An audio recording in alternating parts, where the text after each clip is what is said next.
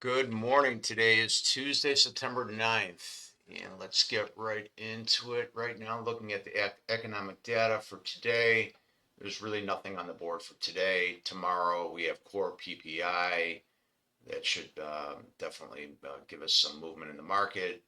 Thursday, we have CPI, unemployment claims, and then Friday, we have consumer sentiment and inflation expectations from U of M 8:30 and 9 o'clock. Let's look at the broader markets right now. Yesterday, as I said during the day, the ES kind of trading in a channel right now. We did make new highs on uh, September 5th, and then we came off of it pretty hard, and now it's pulling back a little bit, but I still think that there's still room for the downside there. Camarilla levels on the ES right now at 65.26. That's R4.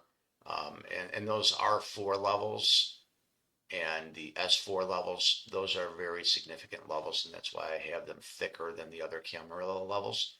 So there's usually you're going to get a reaction once it hits these levels, whether it's pulling back and make it a little pull back down and then pop off of it, or on the reverse side, pop up into the uh, R4 and then pull on back. So, and let's get right into Tesla. As we were talking about with Tesla for the last several days, I've been focusing on the POC levels.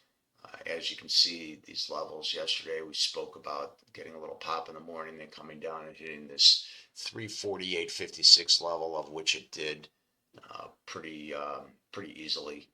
So now, as I've been speaking about for the last couple of days since last Thursday, we still have this POC level down at 333.97. That's still open right now.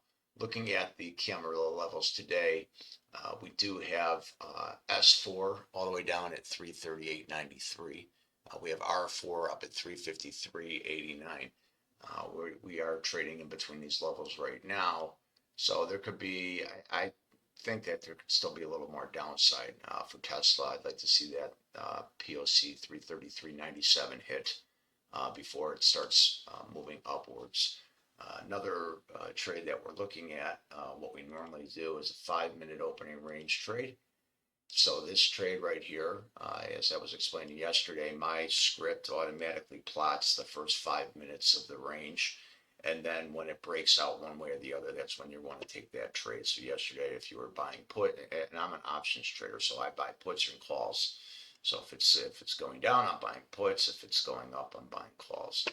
The strike prices that I typically use are literally one strike price away from the market. So for example, Tesla's trading right now at 346.40 on my options chain. I'll have my 350 calls, and then I usually go one lower or two lower on the puts. So I'll have my 340 or 335 puts on my options chain. So when the market's moving in my direction and I know what trade I want to take, I'll either buy a call if I think if it's going up, if I'll buy a put if it's pulling down. So as you can see, back on these previous day opening range breakouts, they can work both ways for you. So right here, you had an opening range breakout at 353.04. You probably could have taken it and made a couple dollars.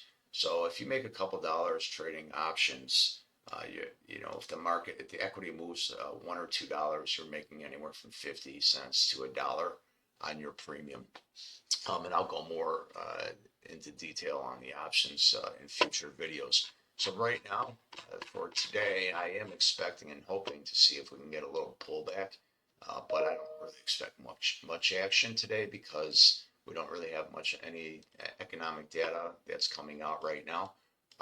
So I am waiting. I'm going to watch that 5-minute opening range breakout, and hopefully we do get that pullback that I'm looking for down into this level right here. You do see there's a 20-day SMA that's right.